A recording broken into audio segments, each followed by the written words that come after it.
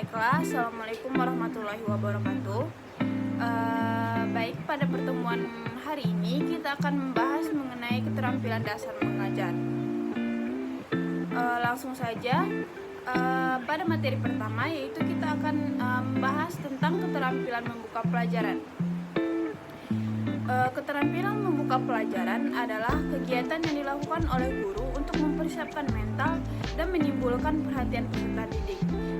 Beberapa cara yang dapat diusahakan guru dalam membuka pelajaran adalah: yang pertama yaitu dengan menarik perhatian peserta didik, yang kedua memotivasi peserta didik, yang ketiga memberi acuan atau struktur pelajaran dengan menunjukkan tujuan atau kompetensi dasar dan indikator hasil belajar, serta pokok persoalan yang akan dibahas, rencana kerja dan pembagian waktu.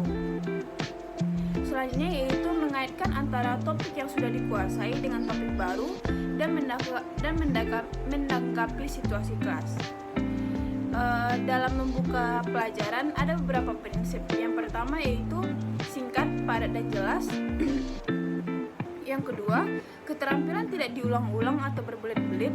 Yang ketiga, menggunakan bahasa yang mudah dipahami.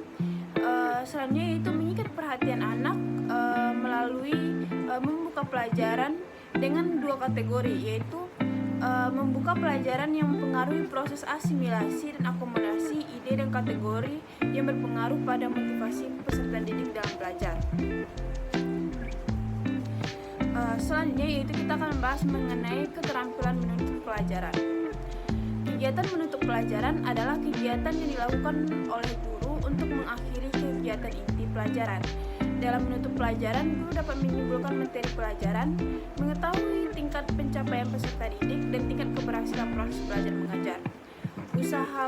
Usaha guru mengakhiri kegiatan interaksi edukatif ini yaitu dengan merangkum atau membuat garis-garis besar persoalan yang baru dibahas,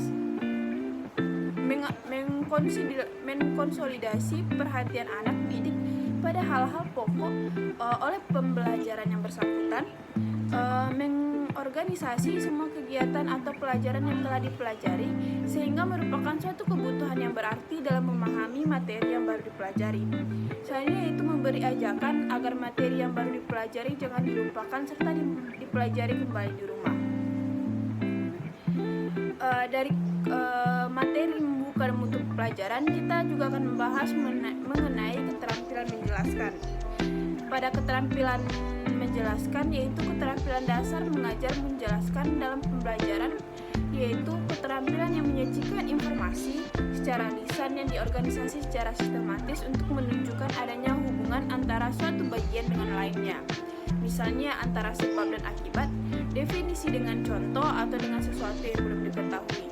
Tujuan keterampilan menjelaskan yaitu untuk membimbing peserta didik memahami materi yang dipelajari, melibatkan peserta didik untuk berpikir dengan memecahkan masalah-masalah, memberikan balikan kepada peserta didik mengenai tingkat pemahaman dan untuk mengatasi kesalahpahaman mereka, membimbing peserta didik untuk menghayati dan mendapat proses penalaran serta menggunakan bukti-bukti dalam pemecahan masalah, dan menolong peserta didik untuk mendapatkan dan memahami hukum dalil dan prinsip-prinsip umum secara objektif dan bernalar. Selanjutnya kita akan membahas mengenai keterampilan mengadakan variasi.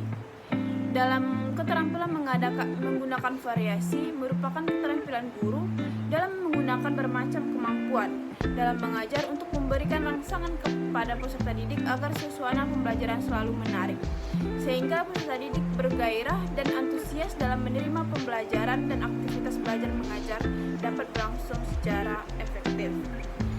Ada 3 komponen variasi mengajar, yaitu yang pertama variasi gaya mengajar seperti variasi suara, kontak pandang, pemusatan perhatian, kesenyapan, mimik dan gerak, dan pergantian posisi dalam kelas.